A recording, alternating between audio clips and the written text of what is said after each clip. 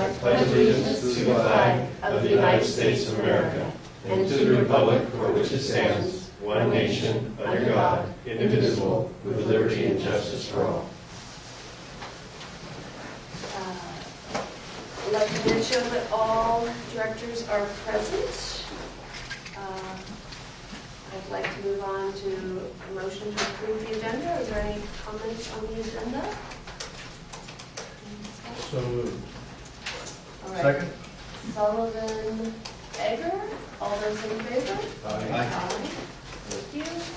Move on to item number 3, open time for public to raise items on the agenda for future agendas.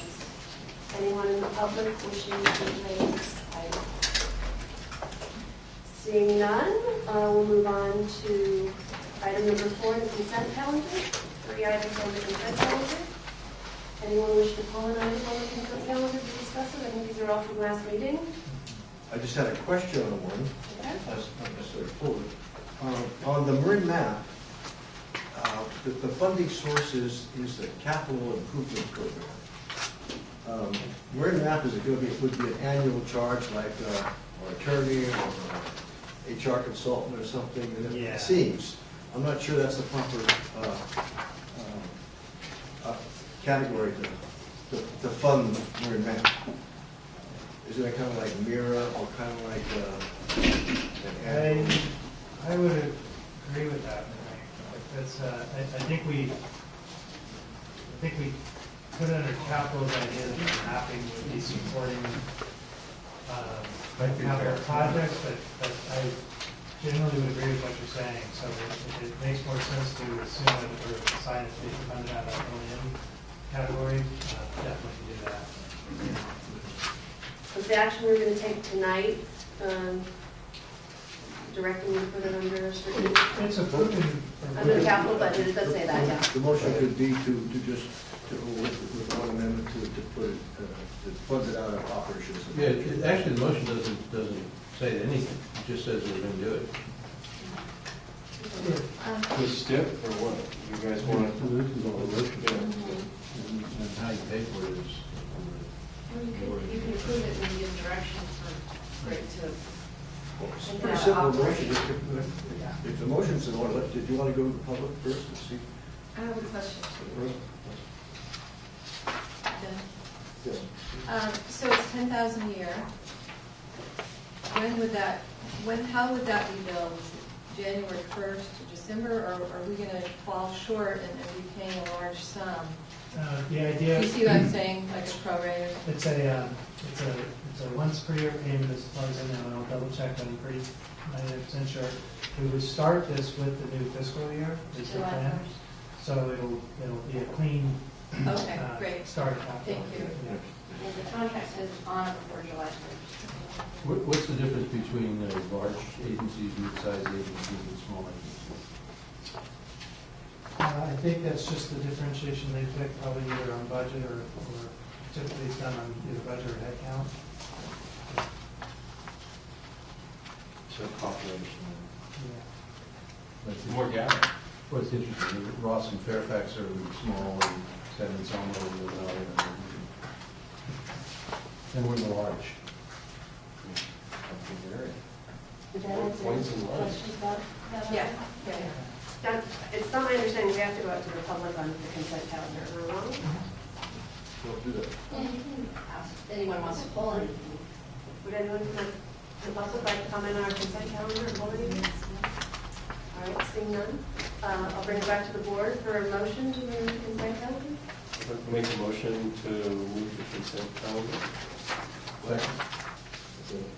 I think in this motion, we're going to say that item 4A be funded from, no, I'm sorry, item 4B be funded from operations and management. Second. Operations maintenance. Okay, with that proviso. Is that Okay, acceptable? so let me do this again. I'd like to move the consent calendar and approve the district's membership in Marin map program and authorize the borough president to execute joint powers and exercise the joint powers agreement, and also for the annual cost for membership in Marin map to be paid out of operations maintenance budget. Is that acceptable? Second. Thank you. Wasco, Meggs. All those in favor? Aye. Aye. Thank you. Moving on to item number 5, the rate study. Okay. Okay. What this is obviously the primary item on the agenda this evening, and we have we'll be going through a presentation here in a moment. The board received the rate study itself, the document, as part of this board package, so it's the first time you have seen the complete report. When we last discussed the status of the rate study, it was at the February board meeting. It was an overall update. It had preliminary conclusions and recommendations. It was not, we had work left to do on a number of final refinements. And that's what you have in front of you this evening is the final set of recommendations and the basis for those recommendations. We have John Farnkoff here this evening and myself. Wendy is not here this evening. She's actually off this entire week, and we felt that was probably okay with the nature of the content, but hopefully between us we can cover any questions. So we're going to walk through the presentation. It's fairly brief, about 20 slides. There are hard copies available. I think the board members all have them, and if there's any members of the public, I should have had those out earlier, but help yourself, there's plenty. And then we'll hand it back for discussion to the board. And I don't have a remote clicker, so I'm going to... Do you want me to roll the slides for you? That's okay, John. I'll stand here and Who's presenting? John and I are both going to be presenting on this. So I'll And when do you want questions, during or after? Does it matter? Not terribly. If you have a basic question on what you're seeing, we can answer it. As we're going, we'll try to do that. It's, I guess in general, if it's more substantive, it's a 20-slide presentation, so once we get through it, hopefully if we haven't already answered the question by that point, then we'll kind of have the full context. So no one from finance will be here tonight. Julie won't be here. No. Julie did not actually participate in this particular effort. It's your Farnkoff, John, Rick Simonson. Yeah, Rick Simonson, He's on a few minutes away. he's on his way, he's stuck in traffic. So I think we're actually fairly well covered. So what we're going to be going through is the work and the results and the recommendations from the 2014-15 wastewater utility service rate study. And we'll arrive at basically the recommended 5-year rate schedule near the end of this presentation. But I'll give you a quick idea of what we're going to go through. So we're going to start with a discussion of the cost of utility service and the related revenue requirements. And as a subset to that, we're going to take a quick look backwards as to kind of what has been influencing the district's financial health over the last 3 to 4 fiscal years, and what factors are some of the primary drivers behind the current financial forecast and financial situation at the district. And then a very brief recap of the 5-year financial forecast, which we developed and discussed back in October, because that is a fundamental part of the analysis behind the rate study, the 5-year financial forecast. Then we'll shift into really the guts of the rate structure itself and talk about the current rates, the recommended rate structure change, some significant items related to equivalent dwelling units, and then go through specifically the residential and the commercial rate structure themselves, and then the 5-year rate schedule. Then we'll talk about examples of bill impacts to give you some context of what this sort of looks like for individuals within the individual or the different rate classes. And then a forecast of what remains to be done in the overall rate update process. So this first part is basically a quick look backwards just a few years. And you could go back as far basically as roughly the 2006 to 2008 window. The reason I say that is because that's when we saw the big shifts in the regulatory drivers for the wastewater collection and conveyance industry with the updates to the Federal Clean Water Act and how that rolled down to in California through the Regional Water Quality Control Boards to really a whole new set of requirements and standards for the wastewater utility industry. So the district has spent really that time since about 2000, 2008, really trying to get ahead of that curve. We've responded with a fairly rapid ramp up in investment, both in asset replacement and in operations and maintenance resources. But we've had significant mismatch, obviously, between our efforts in terms of how they played out financially. And specifically, we made a rate update in 2011. We did it for 1 year only at the end of that rate study. So the rates have been constant or steady since 2011. We saw the loss of the San Quentin State Prison revenues when that shifted over to the CMSA contract.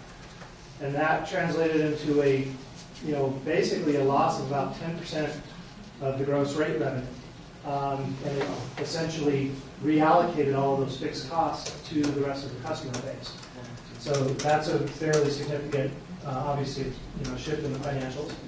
And then when you put all these actions together, there's been, somewhere between 3 to 4 fiscal cycles of structural imbalance in the district that have, we've seen a steady erosion in our finances, in our reserves, even though we didn't technically have reserves.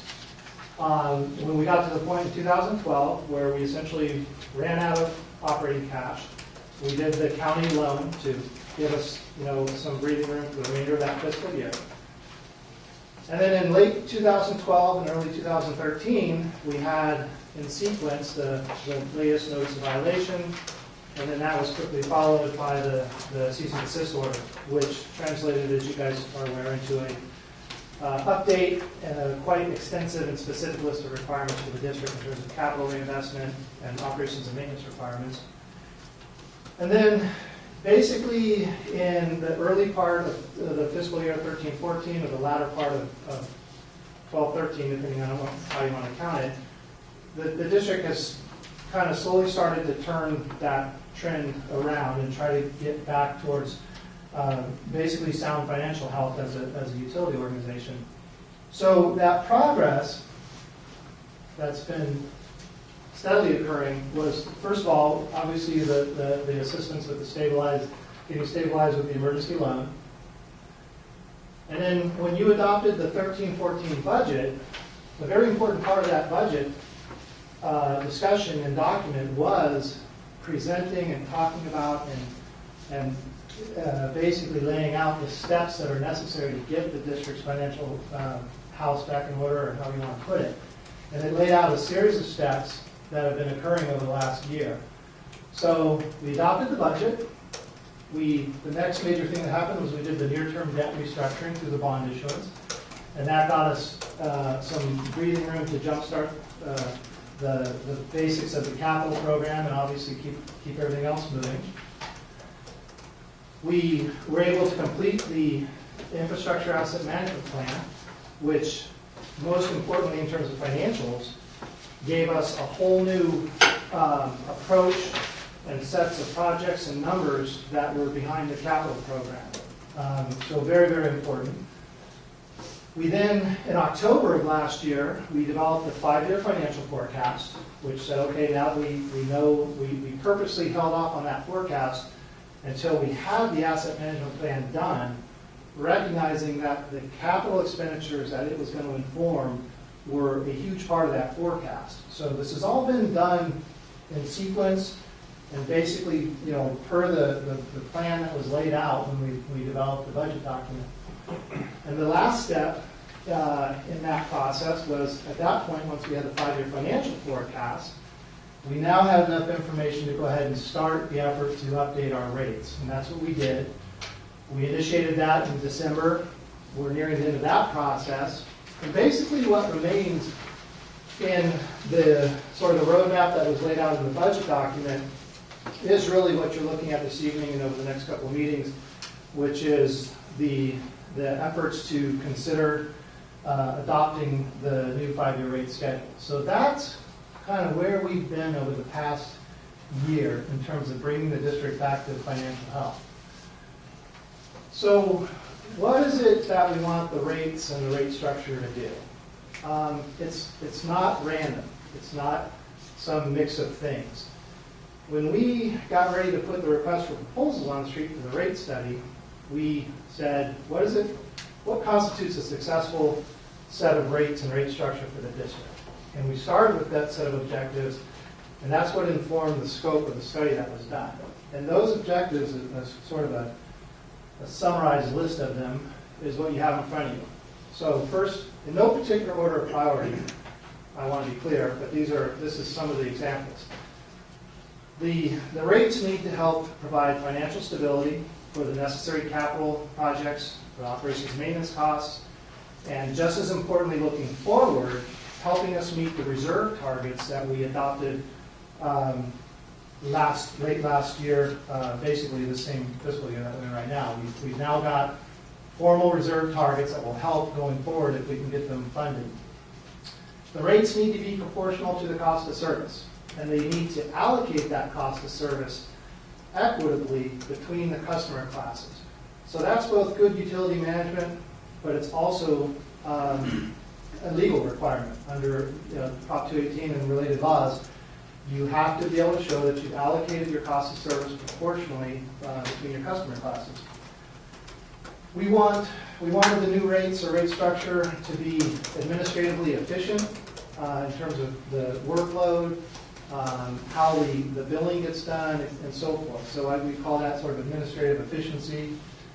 We wanted to avoid or minimize rate shock, which is just an industry term for rapid changes that make customers very unhappy for obvious reasons.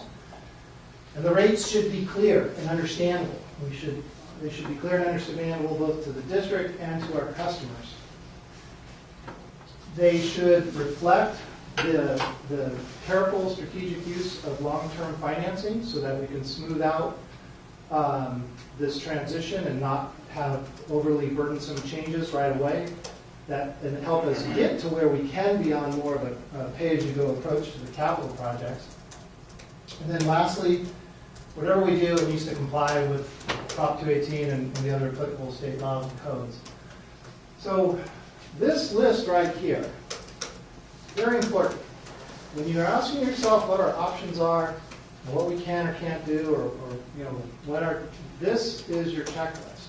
These are the things that tell us have we got a constructive, successful path in front of us. So I'm going to keep coming back to these, because that is what we started with. Those are the objectives. Okay, so the 5-year financial forecast. We developed that back in October. It incorporated all the information we had at that time in terms of capital spending, staffing levels, operations and maintenance costs, everything we could account for. We'd already been through the short-term debt restructuring, so it was a fairly good reset in terms of a forecast. And some of the key takeaways from that you see here. When you're looking forward over the next 5 years, about 93% of all the new revenue requirements or spending, depending which side you want to be on of that equation, about 93% of it is coming from the capital project costs that are in the infrastructure reinvestment. On the operations and maintenance side, we do have a slow, steady uptick, as you can imagine. It's about 1.5% annually.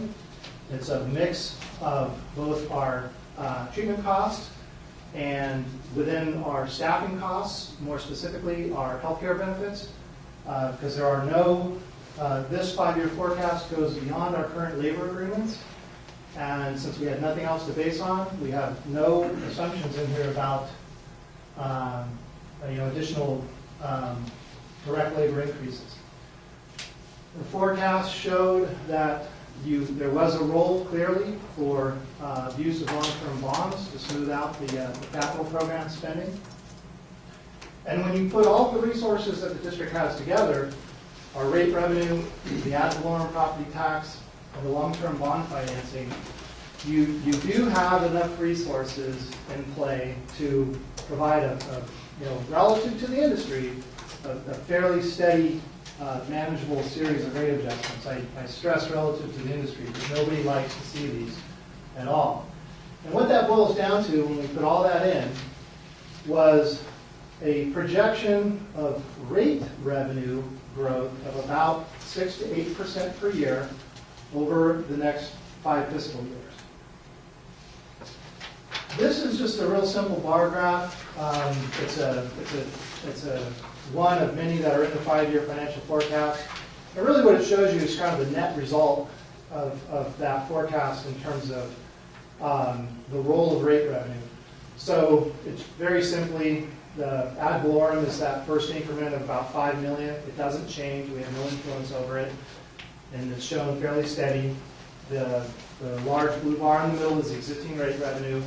And then you can see the incremental adjustments through the 5 years. So this is just a very simple high-level overview that shows you how the projections of the forecast played out.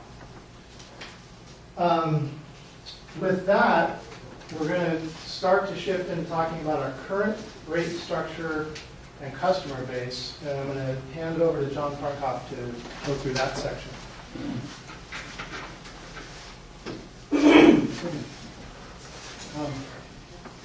I'll just remind everybody what your current rates look like.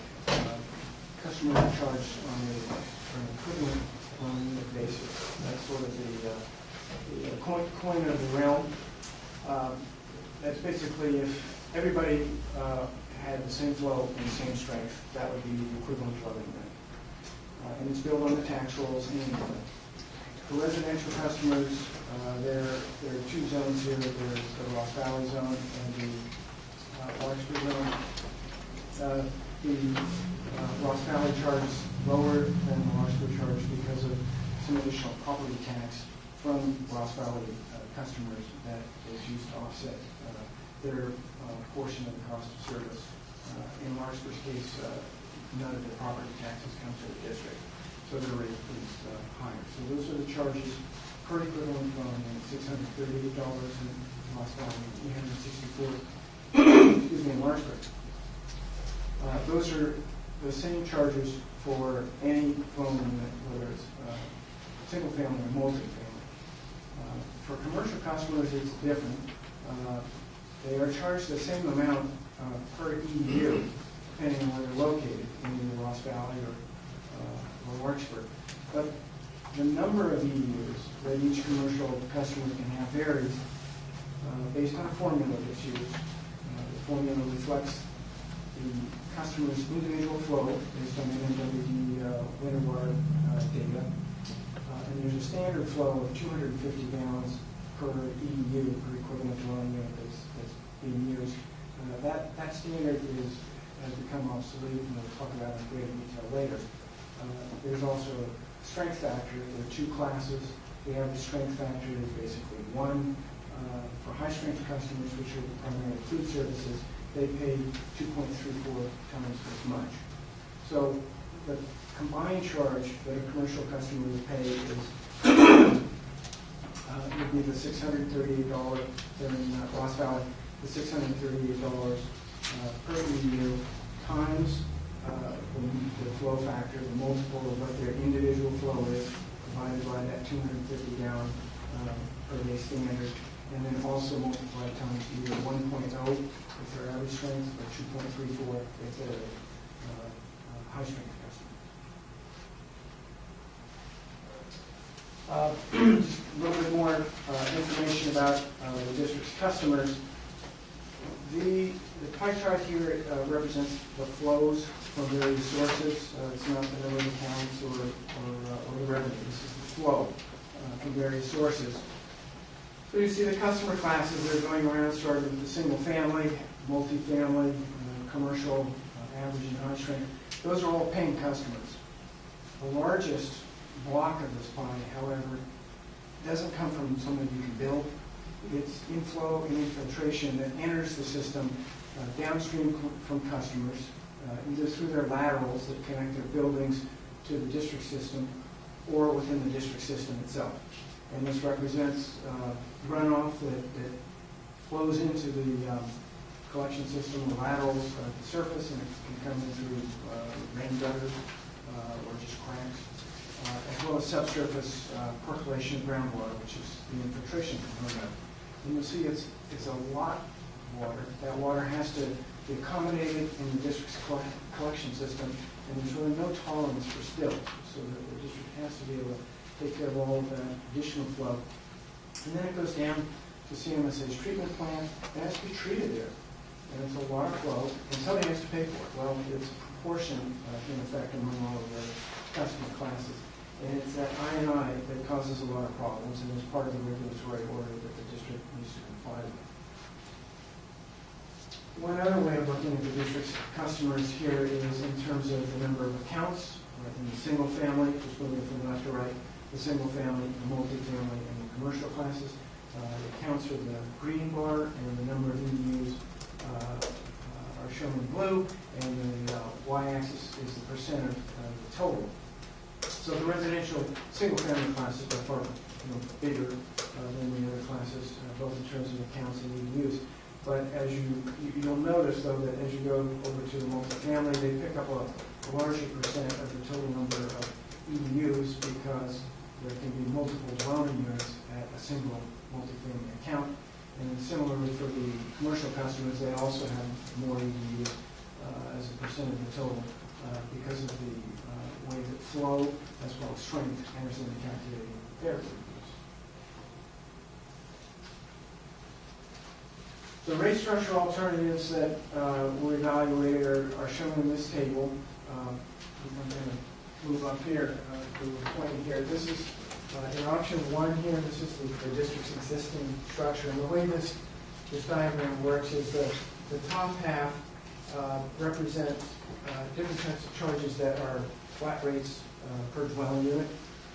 Flow can be used to differentiate among them, but they are not charges that are based on individual customers' flow. Whereas in the lower half here, these are customers that have a volumetric component that is based on their individual flow, and there can be, as the asterisk mentions, there can also be a fixed charge component. But this is the district's current structure here. In option 1, it's currently the same charge for single-family and multifamily customers, and then the commercial customers have individual flow-based charges. Now, as we move across the diagram here, flow enters the calculation more and more. In this section, the second option, this is what we call the flat rate differential option. What we mean by that is that there are still flat rates for the single-family and multifamily customer, but they differ. We'll have one for single-family that's higher than it is for multifamily because we're proportionally charges based on flow. And the flow for multifamily customers per dwelling unit is lower than it is for single-family customers. There'd be no change with the commercial charges. These would always be across the board here based on the individual flow and strength. When we get to option 3, this is where the multifamily customers are moved from having a fixed charge per dwelling unit down to they'd be treated like commercial customers where the individual flow of each account would be considered in calculating each of the multifamily customer charges. And then finally, in option 4, that would move the single family also down using its flow to calculate the individual customer bill. So this is the spectrum or the range of alternatives, starting with the district's existing alternative. And looking at the district's rate-making options, the recommendation that we developed is to go with the flat rate differential, which is the second column, the next column over from the district's existing rates. The reason why we recommend that option is it does the best with it balancing and meeting the district's current rate-making objectives. It improves ratepayer equity because it will look at the average flow in the single-family and the multi-family classes for differentiating. That's where that differential comes from. And so that will improve ratepayer equity. These are fixed charges per customer, so it still maintains the revenue stability that the current fixed charges have. Billing and administering these charges will be comparable to the current level of effort. This structure, we think, it's the next natural step in the evolution of the district's rates. It's a progression. This would be the next easy step to take. And it positions the district well to continue to consider adopting greater use of flow in modifying its rates in the future rate update cycle. It doesn't commit the district to doing it, but at least the door wide open. It doesn't foreclose either of the other two options. There's another structural item that we addressed as we looked at the rates. There's first that differential between single-family and multi-family customers. And as I mentioned, the flow standard that's used in the formula for calculating the commercial charges, it's something that's been in place at $250 per day for a number of years, for many years. It's starting to show its age. If you look at what current indoor water use is, it's become a lot more efficient. There are a lot more efficient water-using appliances out there. We currently see the flow per equivalent dwelling unit around 154 gallons per day. That's the average flow per EU. The standard flow needs to be something greater than that because it really represents the capacity that you want to make available to customers. And it should include enough for an average customer with an allowance for above average discharge. But there shouldn't be an allowance for additional I&I that occurs downstream or for extremely high customer flow. So 215 gallons per day, coming down from 250 to 215. That's a big step towards, I think, getting a flow standard that is more representative of customers' current capacity requirements. You would estimate that about 80% of customer flows would fall within that range. Now, this is a number that I still wouldn't cast in concrete. It should be periodically reevaluated. Okay, this is the worst slide in the presentation. I'll take you through this slowly. For the folks who, I hope, trust us that we're going to verify the numbers, let me help you with this. See, this is the rate calculation per EU for residential and commercial customers. And if we start here, we have this revenue requirement that the rates need to generate $21.3 million. And we went through a very detailed breakdown of that is described in the report. I'm going to spare you that detail. But the bottom line on that was that when we went through the district's operating maintenance expenses and also CMSAs and also the district's capital and CMSA's capital expenses, and allocated them between base and volumetric functions that are provided by the district's facilities, we end up with about 3/4, 73% of the cost related to the base service that would be required by any EDU. And then there's a volumetric component that is for additional capacity requirements, peak flows, that also provide capacity for I&I. So these two categories, the base and volumetric, we've calculated separate unit costs for them.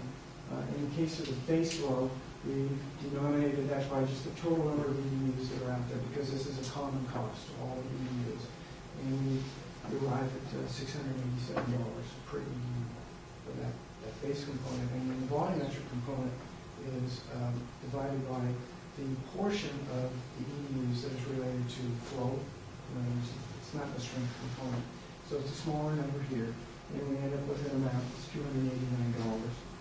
And that is another fixed component. And we add the two together. Now we need to make a slight adjustment in here.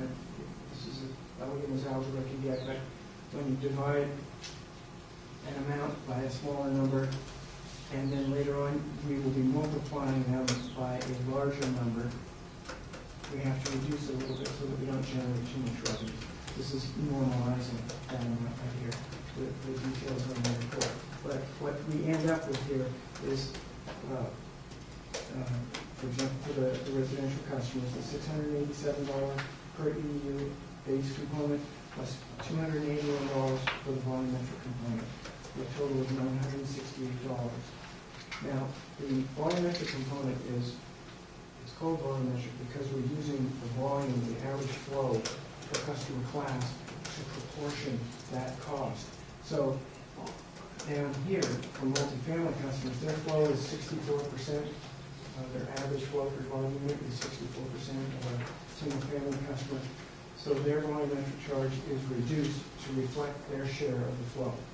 And again, when you add those together, you see you get an amount that $866. It's 89% of the single-family charge. So, the flow is 64% less, but you have an awful lot of your costs, 73% of them, they're not flow related. But of the 27% that is flow related, we're proportioning that down for multifamily customers. They end up paying 11% less. Commercial customers pay the same charge per EU as the single-family customers. One last little step over here is for the Ross Valley customers, we also prorate the revenue that they pay with from property taxes. So these are, in effect, the Larkspur charges, and these are the Ross Valley charges. There's a table like this in the report, but this has been slimmed down a little bit. A little bit of heavy lifting. I don't know how to make it any lighter. I don't know if you have any specific questions right now. I have questions. You will? Okay. I mean, you're done? You got more to present, right? I'm done with that one, yeah. But we have a few more slides. For a while here. This is 1 year, That's right. 8%? Yes. 8% total increase overall, correct? Yes. And each year is going to be 8% of the 5-year forecast. Is that correct? The revenue requirements are increasing 8% per year. There's a slight difference between Ross Valley and Larkspur in how they're sharing. Yeah. You'll see that when we get to the. So, that's why when you ask me specific percentages, but I was just looking at something stated in here that Greg started out with, and I believe it's in red. It says 6 to 8%. Have you decided to change something now? No, To fluctuate those numbers? No, it's 8% for Ross Valley, 6% for Larkspur. Okay, it didn't say that, so I just wanted to be clear. You'll see that in just a second. Maybe you can do the next slide. Well, the next slide shows the rates. A few more comments about the commercial rate structure. We recommend that you continue using the same formula. It's perfectly good formula, using flow and strength, converting to EUs. These calculations that we've made here reflect the 215 gallon per day standard flow. When you do that, the effect of that is that you, in effect, increase the number of commercial EUs because the denominator in that ratio is smaller. So that if your flow, just a simple example would be if your flow was 500 gallons per day, with that 250 in the denominator, it would be 2 EUs. But when that 250 goes down to 215, it's a little bit more than 2. So that applied to all the commercial customers. Okay, I'm curious on this 215 gallons. How did you come to that conclusion? There's some judgment involved. The 250 is more than... That's what we have. Yes, right. Yeah. There's more capacity in the district system now for customers. People just don't discharge as much. It's conceivable that amount could come down a little bit more. The more it comes down, the bigger the impact on commercial customers. But we do. Well, that's what I'm asking. Are we protecting the commercial by leaving it at a higher number? Because with the drought and conservation that's been going on prior to the drought, I'm just wondering if that's an accurate number. Well, you're slowing down the rate shock as well to the commercial. So Yeah. it's a two-sided coin. I know, but You could in continue, reality, you could continue to evaluate this number. And then, we could change it if we wanted to, really. yes. That's all I have right now. So, I mean, I have other questions, but yeah. we can move on. Sure. Well, I have a question on page 4. On your graph. Oh, okay, this is the revenue. There it is. So the red is the new revenue that's going to be generated by any rate, whatever rate increase that is. That we're estimating the red is the new revenue that's going to be generated. Yes, with these 8%.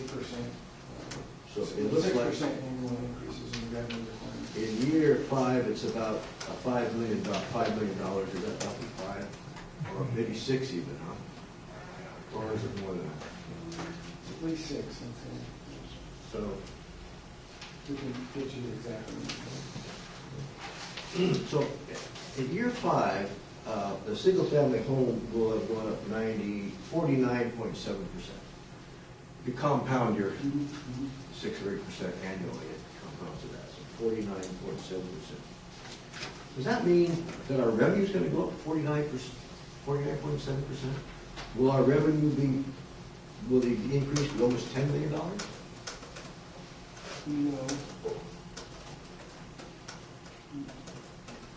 No, it's not that much. Okay. It's, It's only on the 15 million that's currently not ad valorem. yeah. Okay, so this includes the actual rate that we charge plus the ad valorem. Well, 20 million is the two. 15 million is rate and 5 million ad valorem. If you increase the rate, you can't increase the ad valorem, that's the county's money. Yeah, so in rough terms, about 15 million in rate revenue, 5 million in ad valorem taxes. And if you didn't increase your rates, that would be The some revenue. of your revenue. Right, but as we go on out, it's still at 5 million here. Yeah, it probably should be higher, it probably should be Still 7. 5 million. So I just went off the staff report, and I just took the numbers, Lost Valley rates, from the current rates of 638 up to 2018-19 rate of 955. That's a $317 increase, it's 49.7%. I'm trying to figure out how much more revenue it's going to bring in, but it's only going to bring in It's going to bring in 15, it's going to be half of 15, about 7.5 million. 6.8. Well, it's designed to bring in what we need, right, based on what we need to do for the state water board. We added employees, eliminated employees, what's the deal? 93% capital.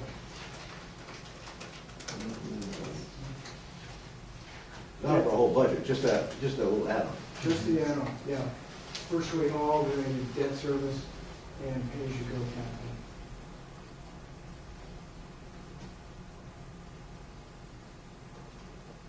There's some minor increase in expenses for CMSA.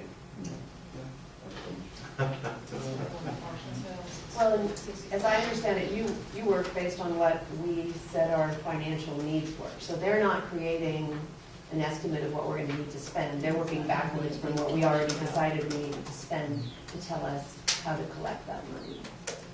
What the rate structure needs to be to serve our financial needs. But this is not even going near the 64 million per bond. Any of this. Yes. It does? Yeah, that's why you pay for the money. Well, part of it. The rate revenue, I think, Frank, to your original question, the change in rate revenue from year 1 to last year, there's an increase in rate revenue of just under $7 million. That's the increase in dollar terms of rate revenue. Over the course of the 5 years, just right around $7 million. Isn't there a graph $7 in million? the, I just did some simple math, it's a $317 increase for a single-family home Right, in Lost Valley. right. That, That comes up to 49.7%, no matter how you cut it, I don't know. but that's probably about right. You have the series of compounded adjustments, Right. so it's probably not too far off. Well, it's going to include Boxford, which is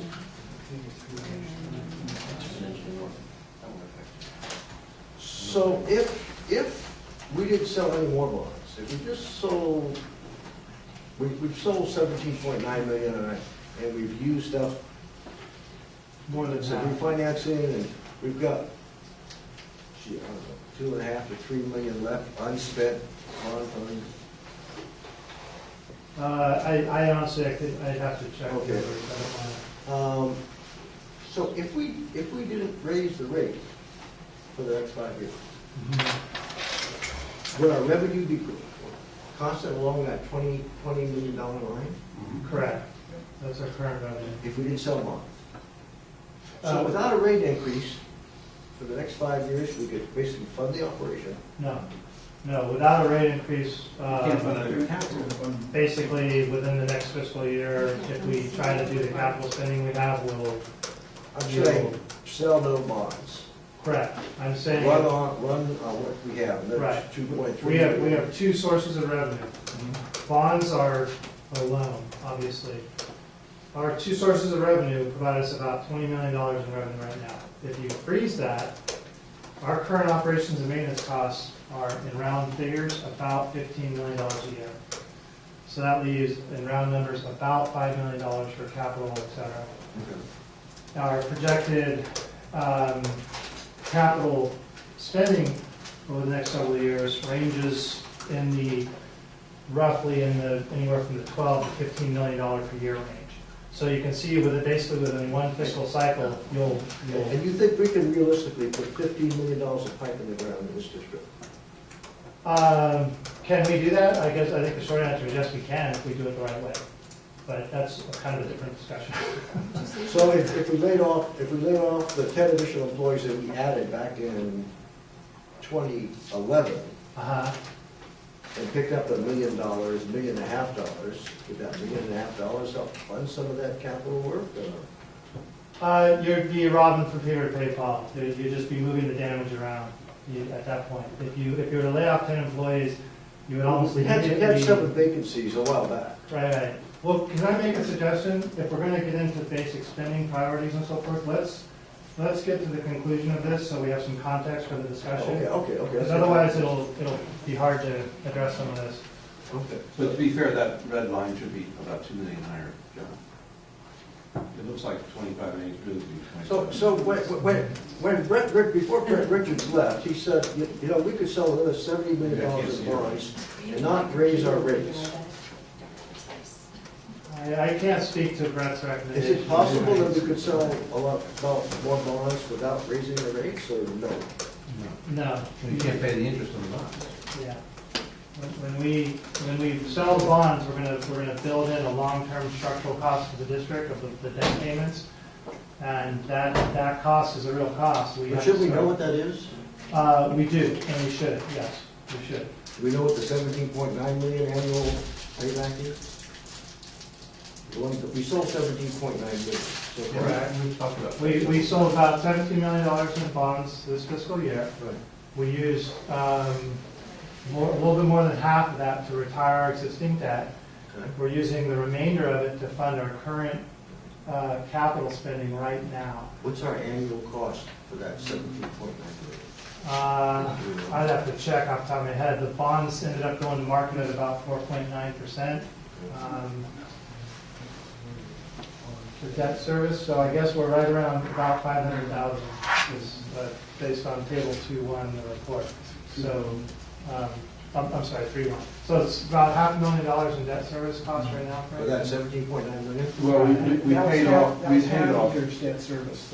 As Rick points out, it goes up to about 1.1 million. Okay, as I said, it's not. 1.1 million to pay off 17.9. Okay. But we were paying interest on the previous 9 or 10 million, so there's an offset there. Yeah, our total debt service right now is that roughly a little over $1 million right now. Yeah. So let's, I want to ask if we can get through, because there's a couple more, and it'll just make a lot more sense. I That's think. fine. We need a little bit. And I was just pointing out that when you shrink the standard flow from 250 to 215, you in effect create some additional commercial uses. Something else we recommend that should be done is to, rather than use base the calculations in a rounded EDU to a whole EDU. Now that the cost of an EDU is a few $100, it would be appropriate to round rather than to the whole EDU, to a tenth of an EDU, which is $80, $90. What's happened here is that the commercial class is going to see the greatest potential impact on its bills because of these combined three factors: the overall increase in revenue that's needed, this redefinition of the standard flow to 250 gallons per day, and then rounded to the tenth of an EDU. Now, these are the rates projected over 5 years. The first column here, these are the rates that I showed you the math on, the intent rate.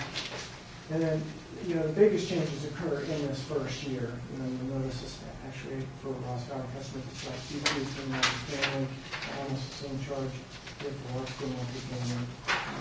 And then in the out years, things kind of smooth out. And let me just show you on a percentage basis what those changes are.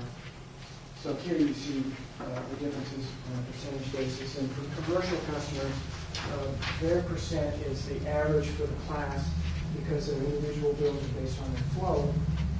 Customers with below average flow will have a percentage impact less than that, and if they're a higher flow, above average flow, it would be something bigger than that. After you get through the rate restructuring this year, there's no more restructuring, and you see these impacts in the out years. Those are the percentage increases in the amount per EDU.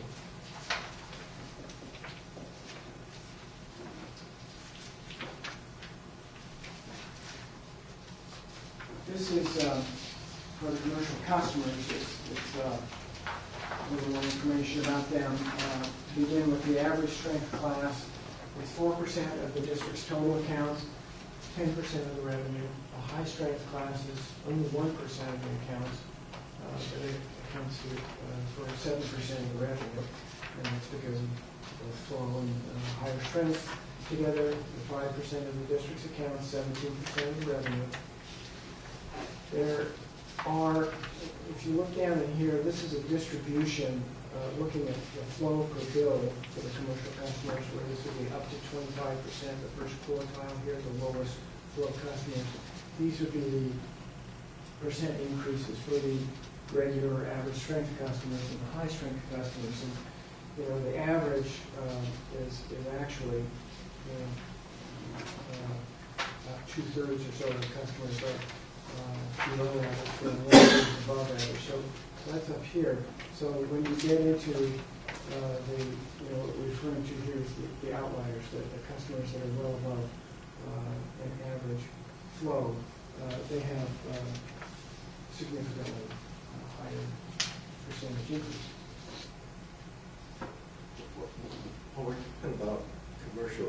Maybe I better ask our council a question. I have 5 customers, commercial customers, in the Ross Valley Sanitary District that I service as a business person. And we're not voting on anything tonight, but I'm wondering, where do I stand on a conflict of interest issue? I found my 700 forms here. It's not going to list the individual businesses, it's just going to list the winery. But I service 5 customers in the Ross Valley. It's not, voting on this isn't going to be a conflict because it's a rate of general applicability, but I can look into that for you. Because it's not as if it's going to affect all of them the same, and it's not going to, I don't think it's going to be foreseeable that it's going to change your source of funds from them, income from them. But I'll definitely look into that. Unless maybe their rates go down inordinately and this income goes up. Right? Are they commercial? They commercial food service? Well, I can tell you who they are if you'd like to know. So we're just about through the There's 5. There's But I mean, are they charged now on flow, or are they charged on the EDUs? I I have one. Oh, you have, whatever you can. Well, today, if they're in the Ross Valley, Today, they're they're commercial, they're EDU, but their EDU number is determined by measuring their winter season water use. Two are grocery stores, one's a liquor store, and two are restaurants. So this slide, just to recap, this is all about the commercial customer, the non-residential commercial customer base. And we've really sliced and diced this a number of different ways, and it basically comes down to, we have about 1% of our current customer base where we're not finding any real immediate way to alleviate those significant increases because they're a combination of, it's sort of a worst case where you have 2 or 3 factors that come into play with those individual customers. And there's a multiplicative effect, so it's an unfortunate math in this case for a very, very small portion of the customers. And the biggest influence, which actually cuts both directions, is the rounding. So you have customers today, when our current practice, which is rounding to the one whole EDU, some customers are benefiting from that, some customers would say we're not benefiting it, depending on which side of that you're on. If you're really closer to 1.5 EDUs, we're rounding you down to 1 EDU, you're kind of liking it. And if you're the 1.6 who's getting rounded up to 2, you're not really liking it. So the shift to the 0.1 is a pretty significant increase in the level of specificity or detail on the billing that we think is worth the near-term trade-off that it's going to be causing. Okay, so when you take all this together, the recommended rate schedule and the changes in the rate structure, this is what we're hoping this is all going to be resulting in. So first of all, there's a significant improvement in the ratepayer equity through a couple of different factors here. The first is the application of the differential flat rate adjustment for the multifamily versus the single family, and that's fairly well established in the actual water use trends over the last 5 years. The EDU standard flow update and the resulting reallocation of EDU counts, because again, the other side of that situation is that for some number of years we've developed this imbalance in how we apply our current rate structure, where we've been undercounting an EDU. Remember, an EDU is a unit of service, and we've been undercounting it for that customer class by its own definition. And the rounding, eliminating the rounding and going to a tenth of an EDU, again, there's sort of, if you want to use the term winners and losers, you have that in this one-time change. After that, though, everyone is on a much more equitable footing. We're looking at this providing stable revenue for the capital program. Very important if we're going to be looking at bond financing. The administrative and billing process efficiency, as John mentioned briefly during the rate structure discussion, this is by far the most efficient for us. Again, there's trade-offs, but when you look at billing efficiency, this keeps things pretty much the way they are. It is meeting the goal of equitably recovering the cost of the wastewater utility service across the customer base. And it is going, this as one step of the rest of the actions, this will put us on the path to building up the reserves over the next 3 to 5 years. And having those reserves when we go into the next rate cycle will be very important. So if we do want to look at greater use of, for example, flow-based rates, we will have financial resiliency to be able to weather some of the volatility that can come with that. So it's not boxing us in at all. It's actually setting us up for greater flexibility in the future in terms of having the financial health. And then lastly, but not insignificantly, we have the requirement in the CDO of the demonstration of the required financial resources that we are to show them by July of this year. So what's left in terms of the general path that we've been on? Well, basically this is where we are today, March. We're going through the board presentation, looking at the results of the rate study. The next step, clearly, it's implied in all of this, although I'll make it clear that all of this is subject to the board's deliberations and decision-making.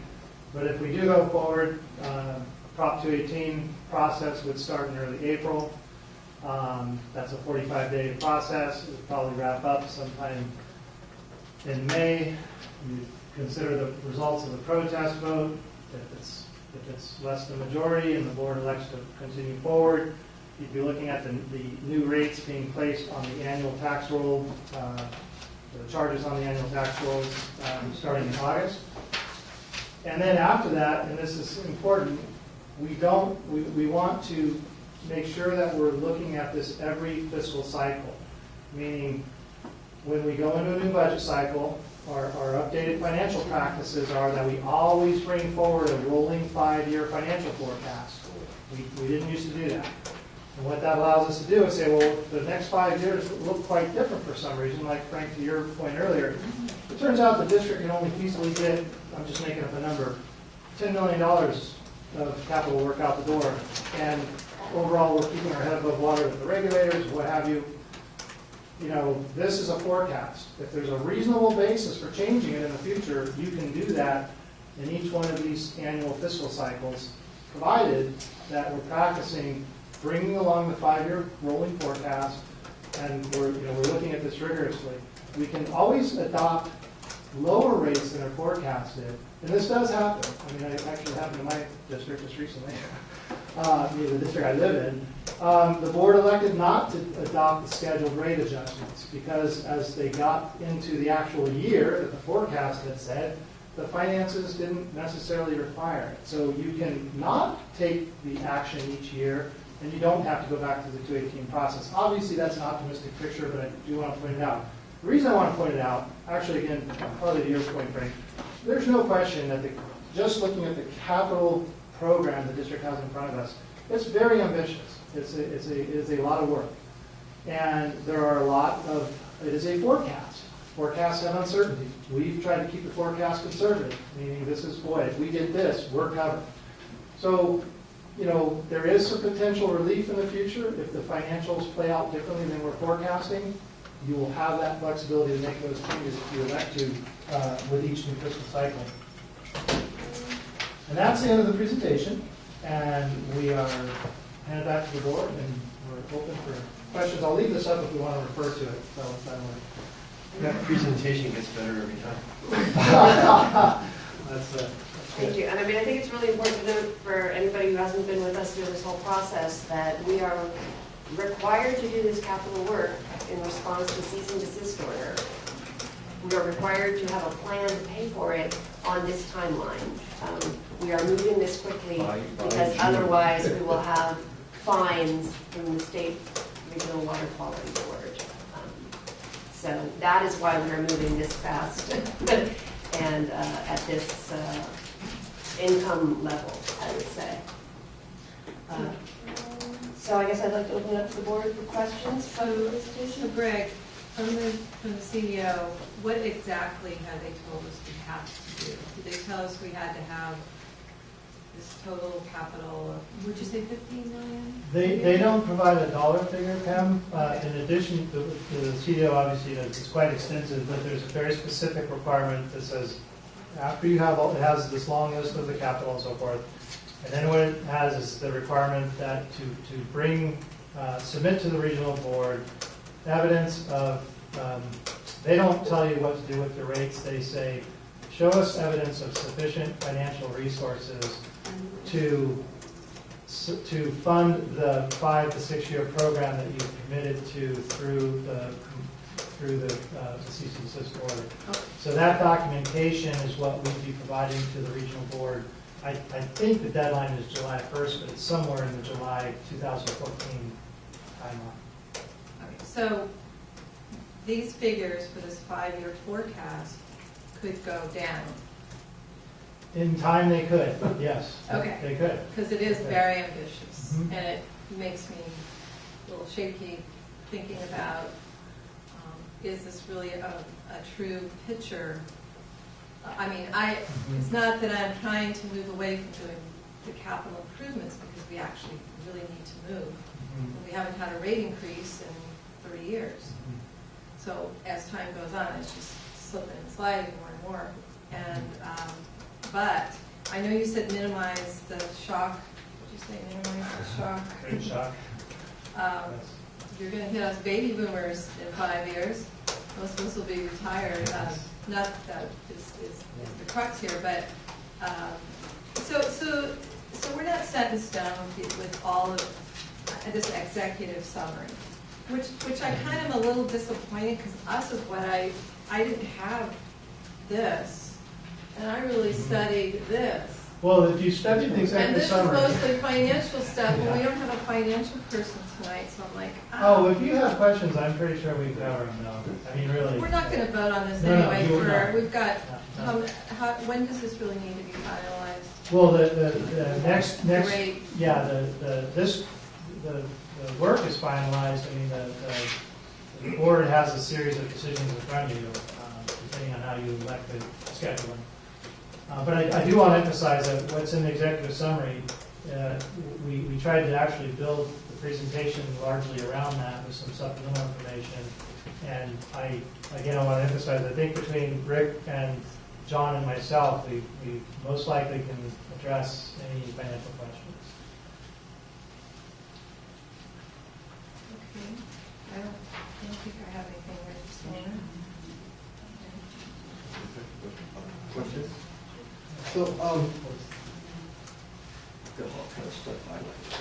But, for example, one of the major issues with the Regional Water Quality Control Board was the 4s and 5s, the worst of the worst. Was it like 55 then? I can't remember the exact. 45. 45, 45. Wasn't it 45? Well, that was a very specific set of existing pipes that had been identified, Right. that what we referred to as the 45 board director repairs. Those are largely done. That was, yeah, so there was one increment. Okay, so we've actually almost accomplished that. We've corrected most of those. Yeah, I want to emphasize those, the backstory, for what it's worth, the 45 board director repairs are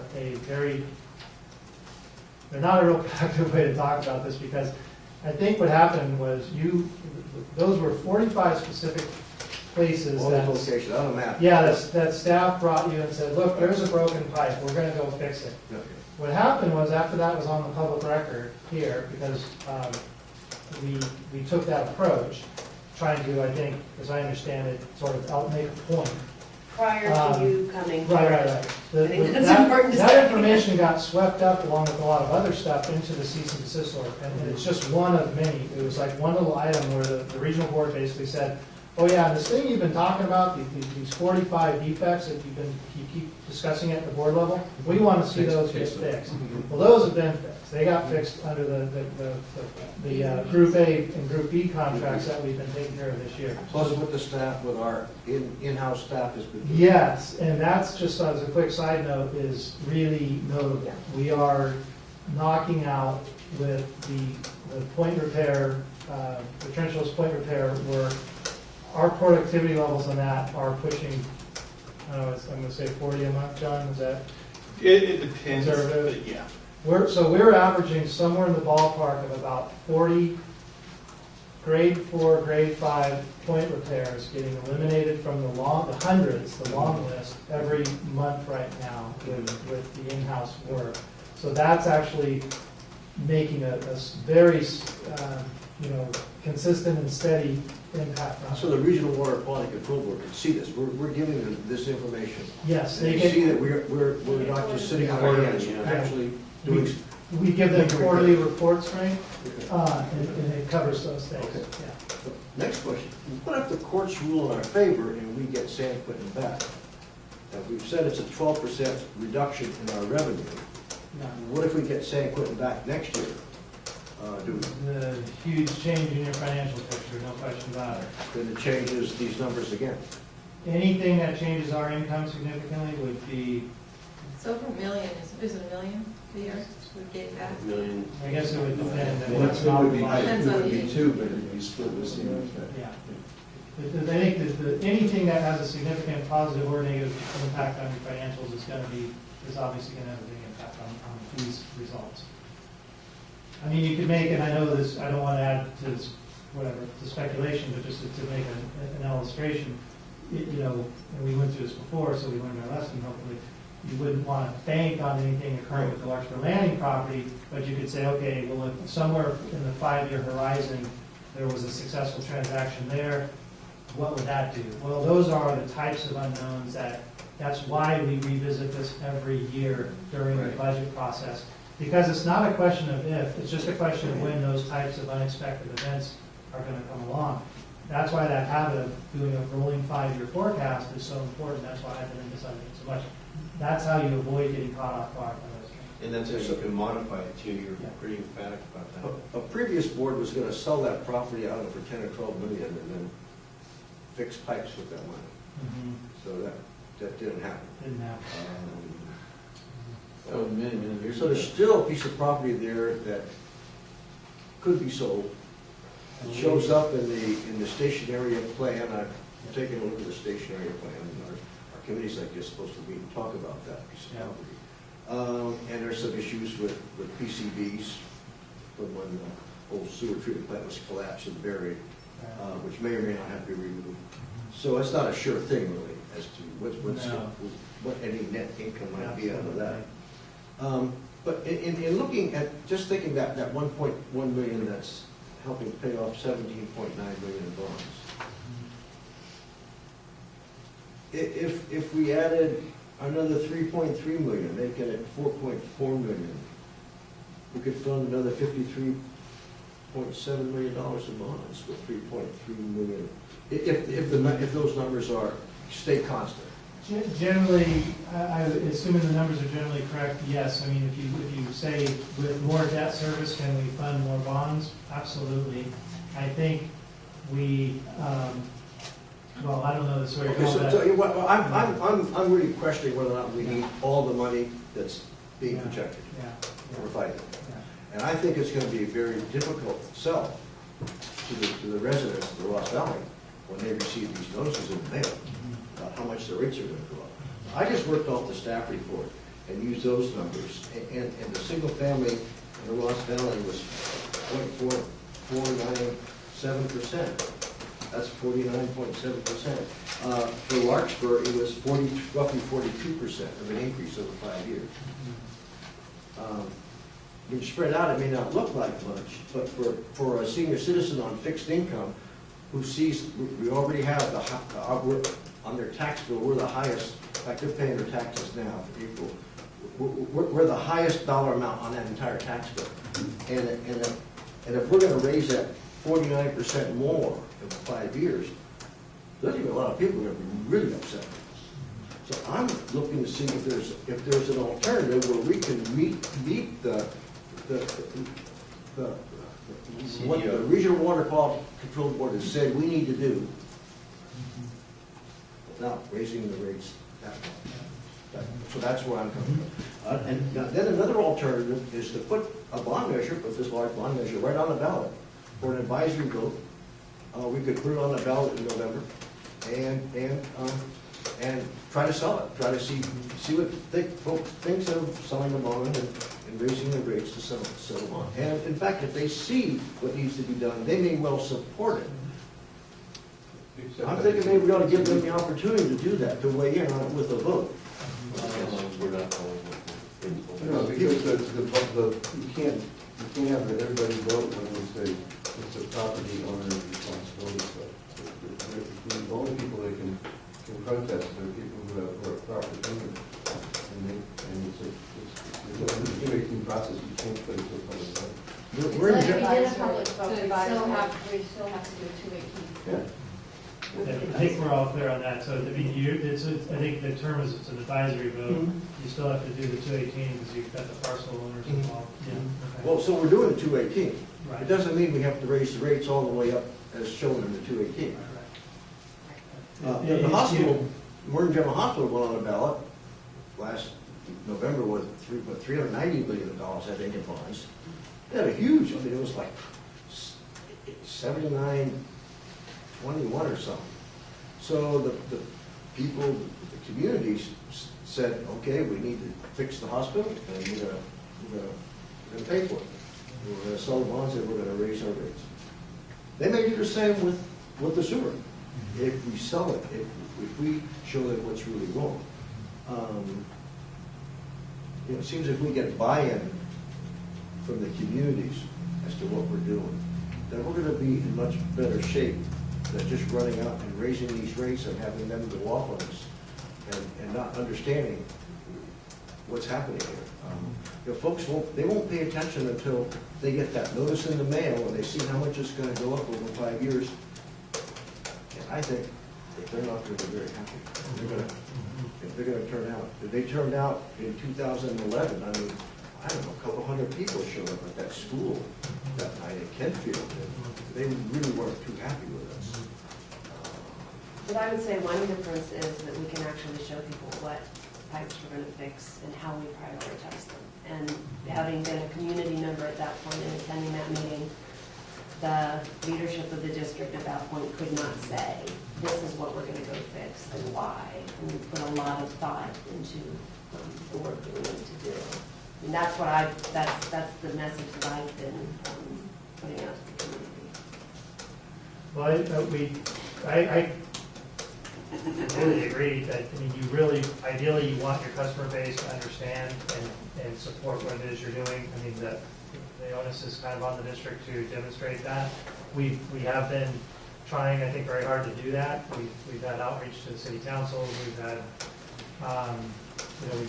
we make a lot of information available, and as we know, a lot of things in the public sector, as you pointed out, Frank, it doesn't mean people are going to pay attention until it really hits. But we have, I think we're more than interested in doing anything we can to build understanding and support in the community for what needs to be done with the system. There's some technical, difficulties in meeting some of the timelines and so forth. And I guess I kind of oftentimes sort of refer to the San Rafael example only because they are such a similar overall district in many ways. The community within San Rafael apparently seemed to generally support that. There was very minimal overall protest, I would say, on the rates that they did earlier this year that were, or pardon me, late 2013. The 5-year schedule that they adopted is, I mean, it's within 1 or 2 percentage points of this. It's within a few dollars on the dollar values. They obviously they're very similar in terms of geography, service area, CMSA membership. It doesn't make it any easier. Let me be clear, but it would seem to indicate that in some fashion the community deemed that was a worthwhile thing to do, even though we'd all prefer not to see the rates go up. So if we have that same level of support, which would be wonderful, we'd like to think we'd have that same level of support. I don't know of a 218 process that was defeated by protest anywhere in the state of California. There's literally well over 1,000, maybe 2,000 special districts, and a lot of them raised the rates. There was one up in San Mateo County. It was a small water district, I believe. And there was one down in Southern California, it was like 18 or 20 houses, and they voted not to them. But I mean, generally, they're never successful. So, in looking at page 7 of the Ross Valley Sanitary District wastewater utility, page 7. It doesn't show. There's a box here, figure 3.3-1, revenue requirement components. The CMX expenses that shows how much they go up over 5 years. Ross Valley Sanitary District salaries and benefits, 700,000. Some other operations and maintenance goes down 500,000. Capital debt service goes up from 513 to 5,800,000. Capital fund transfer, I get that the ad valorem. No, that's the funding from rate revenue for the pay-as-you-go projects. It's not for the debt service. It's the other part of the capital. So between the two of them, that's the district's combined capital. So the increase is going to be roughly $7 million in year 5 in revenue. 6.8, yeah. For every dollar we increase the rate, when we had this number last year, I forgot what it was, what does an increase bring? A dollar is probably too small an increment. For, say, every $10 in rate increase. Well, Yeah. if we could do it a dollar, what do we get? Well, yeah, but you have about, in round numbers, you have about 20,000 EDUs, equivalent dwelling units. You want to use that as a number. So if you're saying, $1 is going to get you about 20,000. You can go on from there. $10 is going to get you 200,000 and so forth. If I'm doing my math correctly. Is that about, do you have any numbers on that, what a dollar of revenue will bring us? That's about right. That's about right. 20,000. Okay, Yeah. $1, 20,000. $100, 2 million?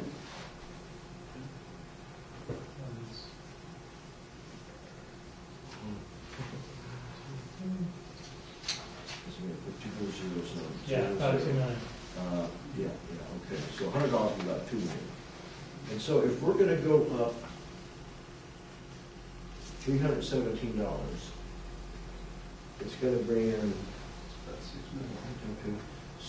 6 million, yeah, it's gonna bring, we're gonna run about $7 million. 6.8, that's what you said. And that's the last year of the 5-year. That's a year fund. Right.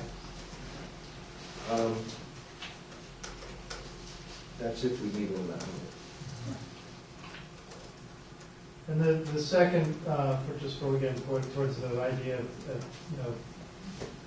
looking at this as a revisiting a dynamic process every fiscal year, the second of the two bond issuances is out, I believe it's either in the third or fourth fiscal year of this forecast. And these are obviously, these are all fanning level numbers, but that second bond issuance is occurring about 3+ fiscal years out. So my point in mentioning that is, again, towards the point that if you look at this, and you ask yourself what information will we have, say 2 or 3 fiscal cycles from now, it'll be substantially updated from what we have in front of us today. And that we'll have a better sense of how the capital program's going. We'll have a better sense of how the compliance with the regulatory orders is going. We will, I think, we'll know more about our O&M costs because we'll then do our next major labor negotiation, which occurs in roughly in calendar year 2014. I think it's 14. I think it's next year. So there's, I keep emphasizing that this is a forecast. We know we can tick right off our hands, 2 or 3 major areas of volatility or uncertainty that are going to shift. We don't know which direction they're going to shift. Okay, so CMSA, it says going roughly from 6.5 million to 7.4 million. Now, those are the numbers that we got from them directly. Right, those reflect the new cost Is that allocation. both capital and treatment over there? For is that us, treatment that and debt? reflects both. Treatment and debt. Yeah. Yes, he's shaking his head. Okay. Then it says Ross Valley Sanitary District salaries and benefits goes from roughly 5 million to 5.749 million. So somebody's estimating about $700,000 in increases in salaries and benefits over the next 5 years. So my understanding, our current salaries are about 15% above the average of sanitary districts in Marin County currently. That's a number I've I heard. don't know if that's correct or not. But I don't either, but it's a number. I've heard that number. That I've we heard are. the same number. I heard it earlier today, as a matter of fact. Yeah, and in all seriousness, I mean, there's not, it's a very important number. We know it's not a mystery, though. There's no uncertainty there. We have negotiated labor contracts. Those contracts are subject to renegotiation. The contract expires June 30th of 14. 2015? 15, I think we have to 15. negotiate Maybe 15. 2015. 15. We're I think it going was into a- last year. Yeah, Yeah, we're rolling in into our that. last year, so we'll be Okay. negotiating Okay. next year. So the big expense, the big increase is capital debt service of 500,000 to 5,800,000. That's the huge increase here. Correct. And that's the debt service cost of the 2 bond issuances. Okay, and the capital fund transfer.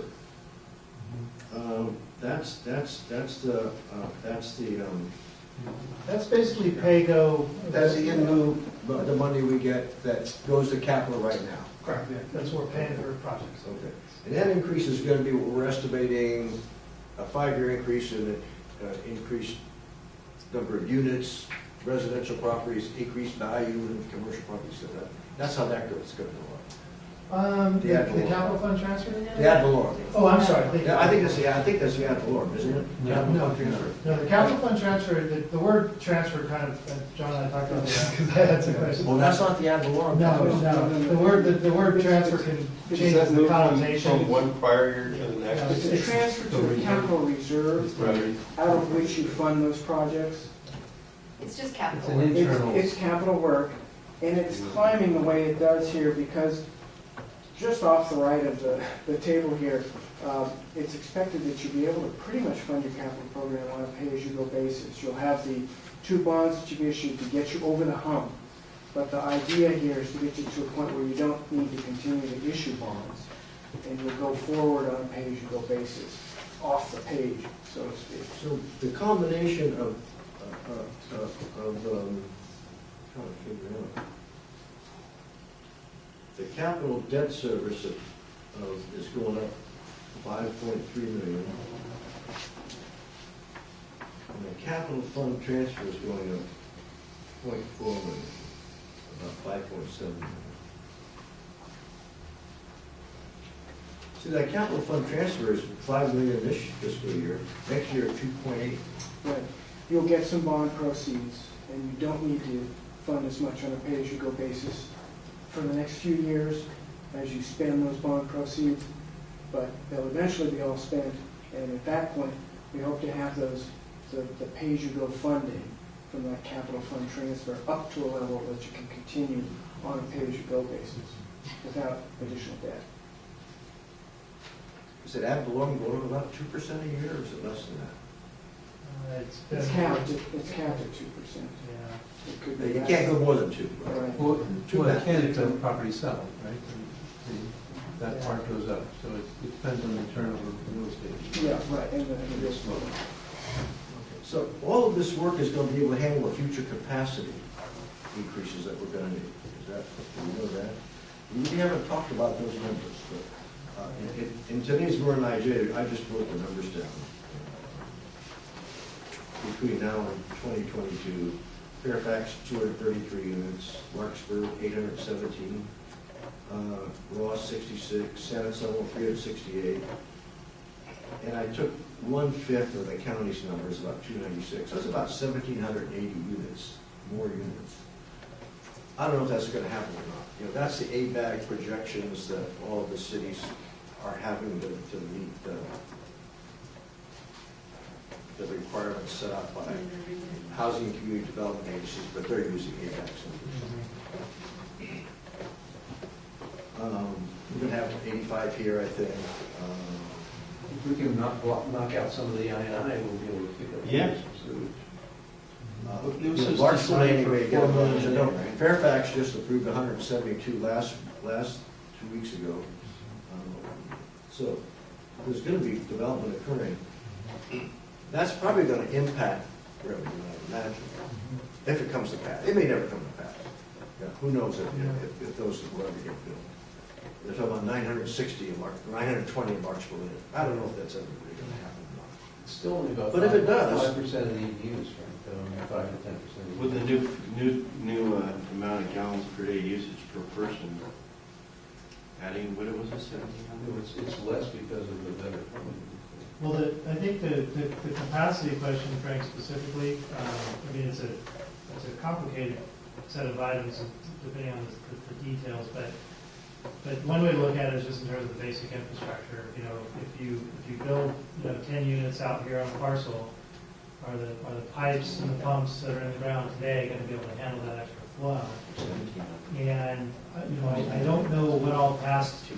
I'm not that familiar, I should say, with what past work, because there's been some level of planning and analysis that went into, for example, when the CMSA JPA was created. I mean, there was analysis and projections about demands and flows and so forth. I think when you're talking about discrete locations, say getting 20 new housing units or like what we have across the street here, then you're basically down to saying, well, what does it look like if I take the average flow per new unit and I put it into my pipes? So that's a very site-specific analysis that we can do. Generally speaking, for the wastewater system, because it's so dominated in terms of its capacity and operations by the wet weather flows, the base flows that are added by these units are likely to not be the primary driver, because we're already operating a system that has anywhere from roughly a 9 to 12-fold increase in flows from dry weather to wet weather. So if we have 100 units of dry weather flow and we have 1,200 units of wet weather flow, if you add 5 units to that dry weather flow, that's still out of a peak in our system of 1,200 units of flow. So the community is still large. It is largely built out. Those are going to be significant developments for a whole bunch of reasons. And I think what we have to do is look at them when they come up and evaluate them. But this, I guess to be clear, this report, this analysis does not make an effort to account specifically for that remaining, pick a number, 3 to 5% or whatever it is, increase over the next 10 or 20 years in the overall dwelling unit or housing unit count for the community. But to be fair, we go from 5 million to 50 million in the really wet days. Yeah. And as we fix our pipes, we won't go anywhere near 50 million. We'll go to 40 million or 30 million or whatever. And the system can still handle 50 million. So I don't think adding 10% to the 5 million is a problem. It's when you add 10% to the 50 million that you're going to have a problem. And Jason just left, but he's the one that has to deal with that huge inflow. Which costs a lot of money. Which costs everybody a lot of money. Well, just on that example, so the wet weather flow program, that's the debt service we're currently paying to CMSA. That's primarily for the wet weather flow program.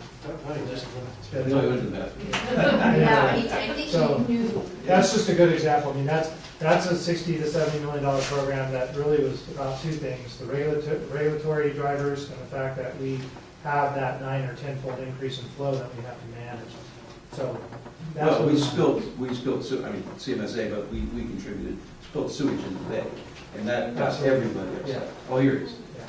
Oh, we were talking about you. Case we're talking about, you're walking around the river. Stop it now. No, what I was saying, Jason, was that right now we're at 5 million gallons a day, and we're trying to fix our pipes up. But when we have a wet weather event, we go to 50 million, and so adding another million into our 5 million is probably not as much a problem as adding another 10 million into the wet weather event, where we send 60 or 70 million to you. And then you'd be filling that pond right up. If we can fix the pipes, we'll be sending less to you. We won't be sending 50, we'll send 40 or 30 as we get the pipes fixed up and we know where the big leaks are. And then you can handle that. The treatment plant's designed. Plenty of capacity. I was hoping to jump in just real quick, Frank, if you don't mind. Please go ahead. No, The thing that I keep focusing on, and I know it's very simplistic, but it's what kind of drives me at this level and other levels. But the WDR, or waste discharger requirements that we operate under, what really command our responsibility as far as what we're supposed to deliver to the public when it comes to a collection system. And then we have the National Pollution Discharge Elimination System requirements, which are part of the WDR, which are regulated, and create a certification process for what we're doing under the regulations of WDR. Those documents, they keep growing and living and changing a bit with the industry as we keep trying to follow through with what's required under those documents. But with the CDO on top of that, and with the most recent changes to the our permitting processes and our sewer system management plans, we've all updated them recently. Our monitoring, reporting, and procedures, they're not getting any easier. They're getting more difficult to manage. And it really does require us to plan appropriately for capital events and also how we're going to operate and maintain our systems. So that's what kind of brings me back around when we start. I mean, it's good to be able to be very efficient with our money. I can see the value in that. I can also see the value in following the rules that are set before us by the state and the region and the, really, in origin, the US EPA. But I would not like us to ever not keep advancing our capital programs. And another point about point repairs, I support those. I think it's a great thing that we've gotten so good at it and we have excellent staff being able to do it. But I think everybody that knows me, that, you know, this to me is something that takes care of a problem immediately and maybe even long-term in some cases, but it just recategorizes, you know, whether it's a 5 damage severity indexed item or a 3, at some point it's still going to be on the schedule to come up as a 5, probably sooner than later, and probably a bit more linear feet of more comprehensive replacement or repair. So I still call these short-term solutions to long-term needs, and it's what we can do within our budget and our financial constraints. But still, the system, you know, will need to be upgraded in these spot repair zones too. As they'll play pipe around it, it starts to create challenges. But anyway, I don't know my grandstanding here. Frank, did you have more? No, not for right now. No, I think I understand it pretty well. It's just expensive. Like in some ways. It's those of us who live in Washburn. I have a question for John. There's one person on this board. John, I have a concern about the commercial increase. It's quite steep. What about the little guy, the little business? You know, I know depending on how much wastewater they have, but I'm kind of concerned about that's a big increase. So I'm just curious your experience. The impacts. What do you foresee or potential Yeah, problems is what I'd like to know. The impacts on a percentage basis increase with flow. So the average for the commercial class is in the 22-23% level.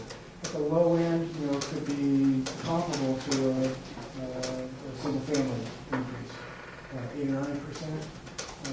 As you get up and considerably up, say into the top 10%, the very highest flow customers, those are where you'll see the highest percentage impacts.